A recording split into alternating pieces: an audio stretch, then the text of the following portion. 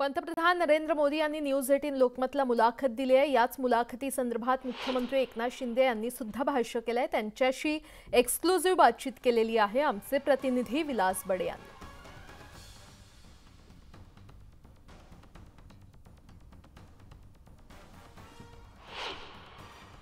2019 ला महाराष्ट्रात झालेलं सत्तांतर, त्यानंतर महाविकास आघाडीची स्थापना आणि त्याचबरोबर 2022 ला राज्यात झालेलं दुसरं सत्तांतर, या सगळ्या पार्श्वभूमीवर पंतप्रधान नरेंद्र मोदी यांनी पहिल्यांदाच भाष्य केलंय। त्यांनी स्पष्टपणे हे सांगितलेलं आहे की 2019 ला महाविकास आघाडी जी स्थापन झाली ती स्थापन होण्यामागचं कारण होतं उद्धव ठाकरे यांची महत्वाकांक्षा आणि अहंकार। या सगळ्याबद्दल बोलण्यासाठी राज्याचे मुख्यमंत्री एकनाथ शिंदे आता आपल्यासोबत आहेत। सर, पंतप्रधानांनी स्पष्टपणे 2019 ला 25 वर्षांची जी युती होती, जी मैत्री होती, का तुटली ह्याचं स्पष्टीकरण दिलेलं आहे। पंतप्रधानांच्या या वक्तव्यावर तुमची काय प्रतिक्रिया?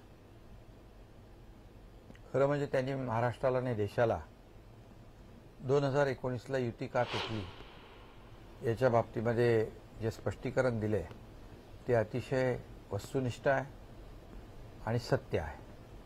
कारण 2019 ला शिवसेना भाजपा युती म्हणून आम्ही लढलो। शिवसेना भाजपा युतीचं सरकार खरं म्हणजे स्थापन होईल अशी अपेक्षा महाराष्ट्रातील तमाम जनतेची होती, शिवसेना भाजपाच्या कार्यकर्त्यांची देखील होती।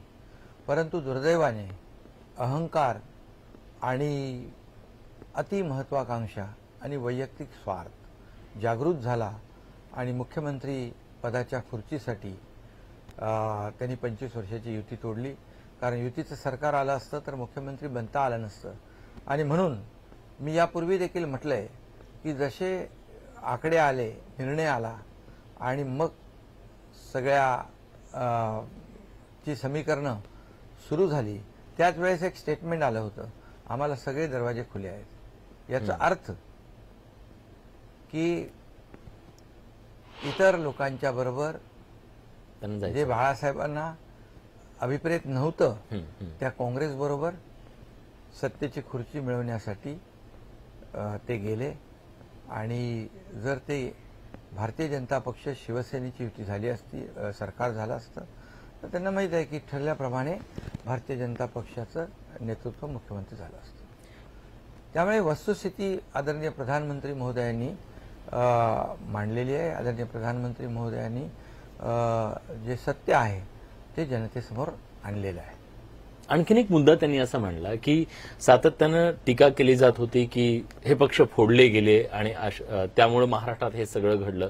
त्याबद्दल त्यांचं असं म्हणणं आहे की त्यांचं पुत्रप्रेम आहे म्हणून शिवसेना फुटली, पक्षातलं जे सक्षम नेतृत्व आहे त्याला दाबण्याचा प्रयत्न केला गेला म्हणून त्यांना हा निर्णय घ्यावा लागला, असं सांगत एक प्रकारे तुमची घुसमट होत होती पक्षामध्ये, याला सुद्धा त्यांनी वाचा फोडली। आदरणीय प्रधानमंत्री महोदयांनी हे वक्तव्य जे केलंय किंवा जी स्पष्टता केली ती देखील वस्तुनिष्ठ आहे, त्याच्यात देखील सच्चाई आहे। कारण शेवटी पक्ष मोठा करत असताना कार्यकर्ते, नेते हे आपल्या घरादारावर तुळशीपत्र ठेवून पक्षाचं काम करतात, पक्ष मोठा करतात, अंगावर केसेस घेतात, आंदोलनं करतात आणि जीवापेक्षा जास्त पक्षावर प्रेम करतात। आणि अशा वेळेस पक्षप्रमुखांनी आपला पक्ष मोठा कसा होईल, आपला पक्ष पुढे कसा जाईल याचं समीकरण मांडलं पाहिजे। वैयक्तिक जेव्हा आपण फक्त कुटुंबापुरतं विचार करतो आणि मग निर्णय घेतो त्यावेळेस मात्र पक्ष मागे जातो, कार्यकर्ते दुखावले जातात आणि मग पुत्र मोहापोई, पुत्र प्रेमापोटी म्हणजे मास लीडर असतात, जे अतिशय कर्मठ कार्यकर्ते असतात, त्यांचं खच्चीकरण केलं जातं। कारण त्यांना त्यांची आडकाठी वाटते, अडसर वाटतो आणि मग पक्षाची ताकद कमी होते। त्यामुळे जे 2022 ला आम्ही केलं ते शिवसेना वाचवण्यासाठी केलं। शिवसैनिकांचं सरकार असताना, मुख्यमंत्री असताना खच्चीकरण होत होतं, शिवसैनिक जेलमध्ये जात होते, मोक्कासारख्या कारवाया होत होत्या, तडीपाऱ्यासारख्या कारवाया होत होत्या आणि मुख्यमंत्री पाहत होते। त्यामुळे आणि शिवसैनिकांना काय मिळत होतं, शिवसेना खाली खाली होत चालली होती आमदारांची घुसमट होत होती, त्यांना प्रकल्पासाठी पैसे मिळत नव्हते, निवडणुकांना कसं सामोरं जायचं या चिंतेत होते, काय निवडणुकांना सांगायचं, मतदारांना काय सांगायचं याची चिंता होती. आणि या सर्वाचा परिपाक म्हणून शिवसेना वाचवणे, धनुष्यबाण वाचवणे आणि शिवसैनिकांचं खच्चीकरण वाचवणं हे आमच्यासमोर पर्याय होता. आणि त्यामुळेच आम्ही जी काही घुसमट होत होती त्यामुळे आम्ही हा धाडसी निर्णय घेतला, जो लोकांना भावला. या महाराष्ट्रातल्या तमाम जनतेने आम्हाला पाठिंबा दिला, आम्हाला आशीर्वाद दिले आणि हजारो लाखो लोक आज बाळासाहेबांच्या विचारांच्या शिवसेनेमध्ये दाखल होत आहेत.